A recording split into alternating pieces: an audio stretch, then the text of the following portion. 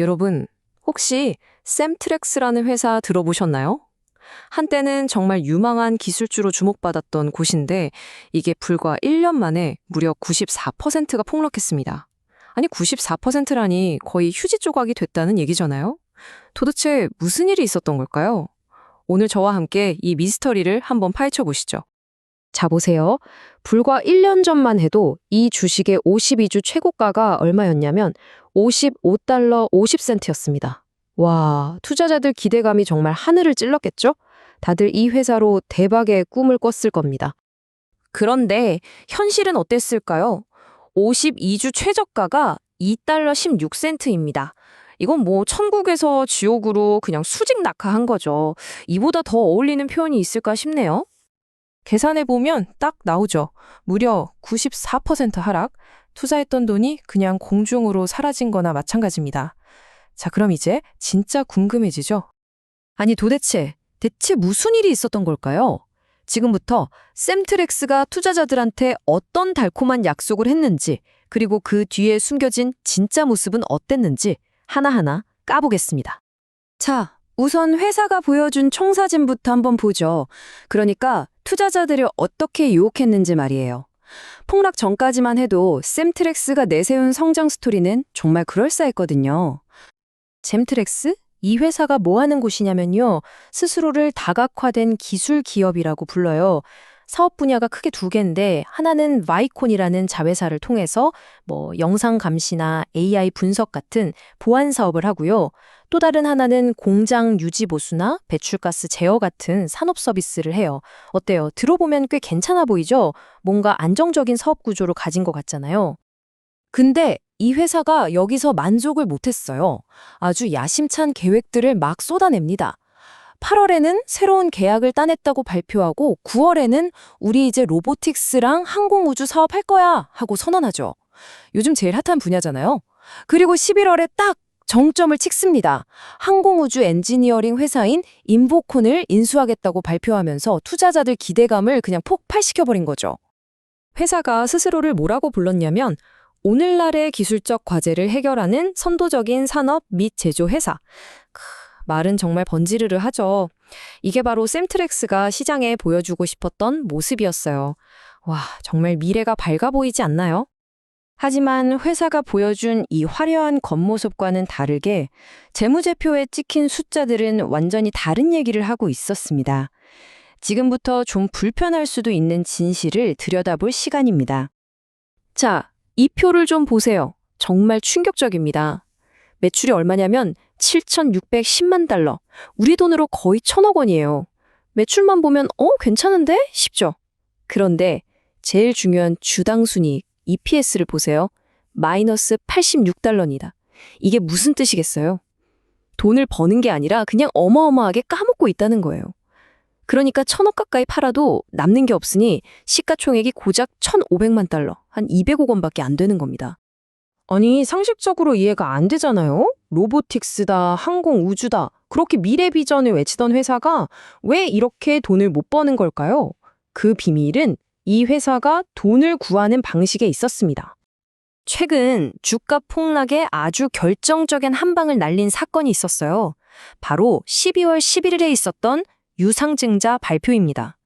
회사가 운영자금도 필요하고 다른 회사 인수할 돈도 필요하니까 200만 달러, 우리 돈으로 약 26억 원어치 주식을 더 찍어내서 팔겠다고 한 거예요. 그런데 시장 반응이 어땠을까요? 아주 그냥 싸늘했습니다. 아니, 회사가 돈이 필요해서 자금을 조달하겠다는데 시장은 왜 이렇게 차갑게 반응했을까요? 그 이유는 바로 주식 희석 때문입니다. 이거 진짜 중요한 개념이에요. 아주 쉽게 설명해 드릴게요. 회사가 주식을 막 새로 찍어내요. 그럼 시장에 풀리는 주식 수가 많아지겠죠? 그럼 어떻게 될까요? 내가 원래 가지고 있던 주식 한 주의 가치가 떨어지는 겁니다. 피자 한 판이 있는데 갑자기 먹을 사람이 2배로 늘어난다고 생각해 보세요. 내 몫이 반으로 줄어들잖아요? 딱 그 원리입니다. 결과는 보시는 그대로입니다. 유상증자 발표 딱 하자마자 주가가 하루 만에 12%에서 19%까지 그냥 곤두박질 쳤습니다. 기존 주주들 피 같은 돈의 가치를 떨어뜨리는 결정에 시장이 이건 아니다 하고 바로 외면해버린 거죠. 자, 지금까지 우리는 샘트렉스의 두 얼굴을 봤어요. 하나는 번지르르한 약속, 다른 하나는 처참한 현실이었죠. 이제 이 두 가지를 합쳐서 이 주식이 왜 이렇게 롤러코스터를 타는지, 그 진짜 원인이 뭔지 한번 찾아보겠습니다. 사실 샘트렉스는요, 주가가 미친 듯이 널뛰게 할 수밖에 없는 완벽한 조건을 다 갖추고 있어요. 첫째, 주가가 엄청 싼 penny 주식이에요. 그러니까 우리 같은 개인 투자자들이 싸네? 하고 쉽게 들어올 수 있죠. 둘째, 유통 주식수, 즉 로우 플롯이 적어요. 이게 무슨 말이냐면 시장에서 실제로 거래되는 주식수가 많지 않아서 누가 조금만 사거나 팔아도 주가가 그냥 막 위아래로 출렁거린다는 뜻입니다. 그리고 마지막으로 제일 중요한 거, 계속해서 돈을 까먹는 이 약해 빠진 펀더멘털이 이 모든 불안정성을 받쳐주고 있는 거죠. 이런 주식들에서 정말 흔하게 나타나는 패턴이 있습니다. 뭐냐면요. 투기 세력이 들어와서 개인 투자자들 막 끌어모은 다음에 주가 확 띄워놓고 자기들은 싹 빠져나가는 거죠. 전문 용어로는 펌프 앤 덤프라고도 하는데 아주 전형적인 모습입니다. 그 과정을 한번 살펴볼까요? 이렇습니다. 먼저 X 같은 SNS에서 갑자기 CETX라는 티커가 막 미친 듯이 언급되기 시작해요. 4시간 만에 40번 넘게 언급되기도 했고요.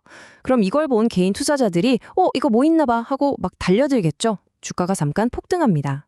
하지만 그때가 바로 꼭지죠. 먼저 들어와 있던 사람들이나 단타족들이 이익 실현하려고 물량을 확 던져버립니다.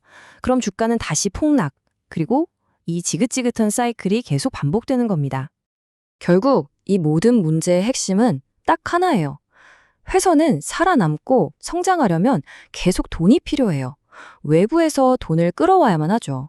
그런데 그 돈을 끌어오는 방법이 하필이면 유상증자, 즉 기존 주주들의 뒤통수를 치는 방식이라는 겁니다. 그러니 주주들 신뢰는 바닥을 치고 주식 가치는 계속 떨어지는 이런 악순환에 제대로 빠져버린 거죠.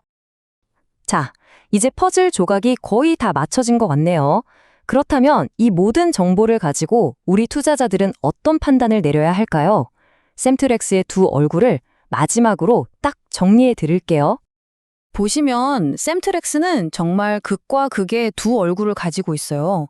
왼쪽은 회사가 우리에게 보여주는 잠재력입니다. 로보틱스, 항공우주 같은 성장 산업으로 진출한다? 좋은 회사 인수해서 키우겠다. 그래서 대박 턴어라운드를 보여주겠다. 뭐 이런 꿈 같은 이야기죠. 반면에 오른쪽은 현실입니다. 매년 엄청난 돈을 까먹고 있고 언제 또 유상증자 폭탄이 터질지 몰라요. 그리고 주가는 회사의 가치가 아니라 그냥 투기꾼들 손에 놀아나고 있죠.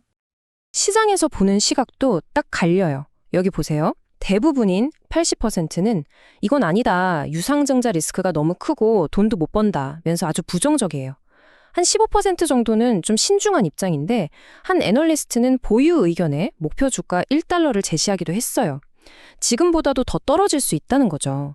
그런데 딱 5%, 이 소수의 사람들은 이런 위험을 감수하면 나중에 몇 배로 먹을 수도 있는 주식이다 라고 보는 아주 공격적인 시각도 있습니다. 그래서 우리가 던져야 할 마지막 질문은 바로 이겁니다. 과연 이 회사의 미래 잠재력이라는 꿈이 지금 당장의 이 불안정한 현실을 이겨낼 수 있을까요? 이 질문에 대한 답은 여러분 각자의 판단에 맡기겠습니다. 네, 오늘 샘트렉스에 대해 알아봤는데 어떠셨나요? 좀 흥미로우셨나요? 이렇게 겉만 봐서는 알기 힘든 미국 주식의 속사정, 그 이면에 숨겨진 이야기들을 더 깊이 있게 알고 싶으시다면 저희 채널 모여라 서학개미 꼭 구독해 주시고요. 알림 설정도 잊지 마세요. 앞으로도 여러분의 성공적인 투자를 위해 더 유익한 내용으로 돌아오겠습니다. 감사합니다.